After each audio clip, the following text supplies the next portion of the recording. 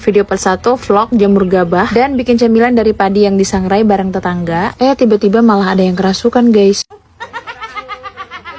Hai, assalamualaikum guys, balik lagi di kegiatan aku. Jadi ini aktivitas aku setelah 3 hari aku nginap di rumah mama. Pagi-pagi selesai cuci piring, di sini ada kakakku yang bantu ngeberesin bagian sini tempat tidur kita semalam. Jadi video ini tuh masih sambungan video-video yang kemarin ya guys. Nah, bagian beres-beresnya di sini aku nggak record, lanjut lagi di sini aku mau jemur gabah. Nah, ini padi yang mama aku tuh pinjam sama tetangga yang baru-baru panen untuk nanti kita jemur dan giling buat bawa pulang balik Kendari. Mau nolak juga nggak enak ya teman-teman, ini namanya juga orang tua, pengen banget kita tuh bawa pulang apa aja yang ada di sini dan yang nggak ada di Kendari itu pengennya tuh kita bawa semua, termasuk kayak asam jawa ya, terutama apalagi di Kendari itu asam jawa mahal banget, ditambah lagi sama bawang merah. Jadi setiap kali balik Kendari itu pasti ada aja yang dibawa bawang merah sama asam jawanya bun. Nah, berhubung tahun ini kita pulang kampungnya tepas pas orang panen padi, jadi mama aku tuh boleh-bolehin aku untuk bawa pulang nih padi barunya, karena kan beda ya di Kendari kita beras yang kita nggak tahu itu umur berasnya udah berapa ya kan teman-teman ya. Kalau padi baru kayak gini rasanya memang beda aja dari beras yang kita beli. Makanya di sini sampai aku dipaksain sama ipar-ipar aku juga buat bawa pulang beras sampai 200 kilo katanya. Tapi nanti ya kita tanya suami apakah dia mampu atau enggak. Soalnya nanti kan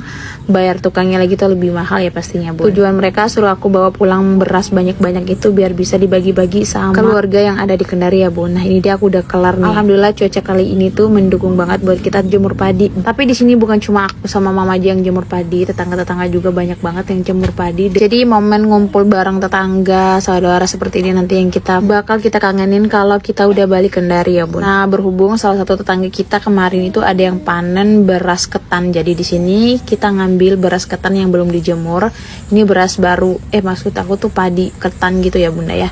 Ini kita ngambil padinya terus kita sangrai karena rencananya kita mau bikin cemilan dari padi yang baru dipanen terus disangrai seperti ini dan nanti kita tumbuk-tumbuk ya bunda. Ini sebenarnya udah hampir punah sih teman-teman, nama bahasa Bimanya itu tutu menta. Sebagian yang sangrai, sebagiannya lagi yang tumbuk. Salah satu momen kebersamaan orang-orang di kampung itu ya seperti ini ya guys, kerja bareng-bareng, pokoknya saling membantu kayak gitu, apalagi rame-rame seperti ini. Jadi di sini aku belum turun tangan karena aku mau record dulu keseruan ini.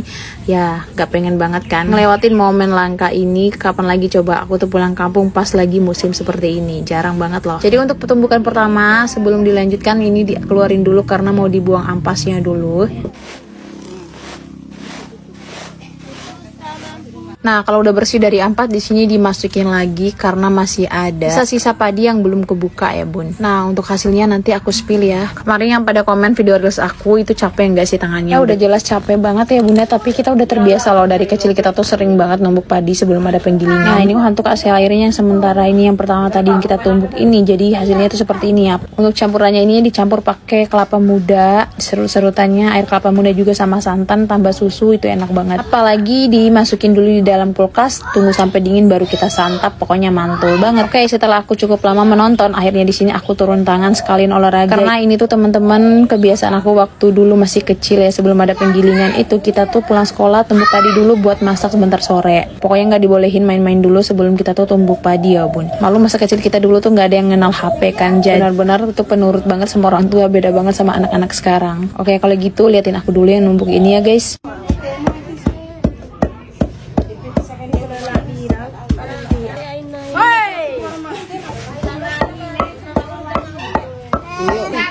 Tanam balik ke benda ini.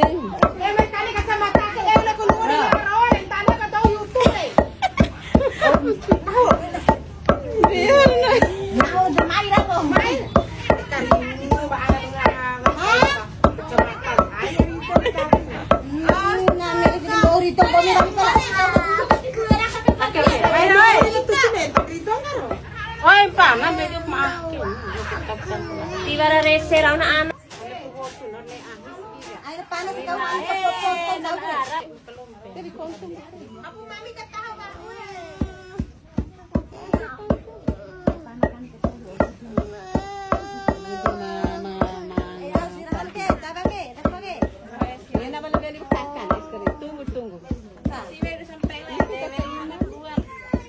Tunggu nih, banyak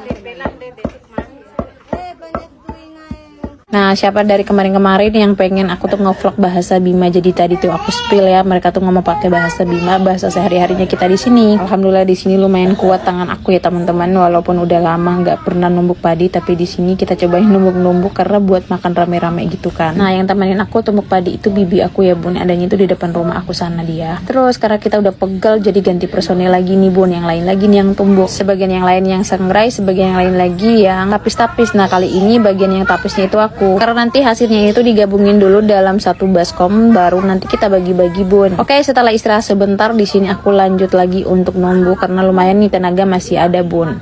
Ini tuh yang bikin pegal itu karena numbuk padinya, tapi alat penumbuknya ini yang lumayan berat. Tapi ya memang ya kalau numbuk ini tuh harus pakai alat yang berat gitu bun, biar padinya itu cepat penyet gitu. Kalau zaman kami masih kecil itu tempat penumbuknya itu nggak pendek seperti ini, tapi tinggi, hampir setara sama pusarnya kita kalau kita berdiri. Tapi karena kemajuan zaman udah lama banget nggak ada yang namanya tumbuk padi buat kita makan-makan atau masak gitu bun, karena sekarang kan udah ada penggilingan. Oke, proses pembuatannya itu masih berlanjut lama banget bunda. Di sini kita ganti-gantian, tapi tiba-tiba di sini tuh ada salah satu tetangga aku yang kerasukan gitu bun, bukan kerasukan atau apa sih, yang dirasuki sama makhluk halus atau makhluk gaib gitu katanya bun, karena dia ini memang kalau lagi ngumpul-ngumpul bareng tetangga seperti ini, itu ada acara-acara itu pasti dirasuki sama makhluk halus. Pernah waktu itu kejadian 3 tahun yang lalu pas aku pulang kampung, dia ini dirasuki juga, terus dibawa pergi ke gunung gitu, jauh banget bunda, karena tetangga-tetangga ataupun suaminya itu nggak tahu kalau dia itu tuh dirasuki ya. Dia tuh jalan sendiri naik gunung dan ternyata memang dia ini dirasuki waktu itu. Kalian dengar ya, di situ dia lagi ada ketawa-ketawa sendiri gitu bun. Tapi karena videonya tuh panjang, gimana kalau kita lanjutin di part 2 yang besok ya.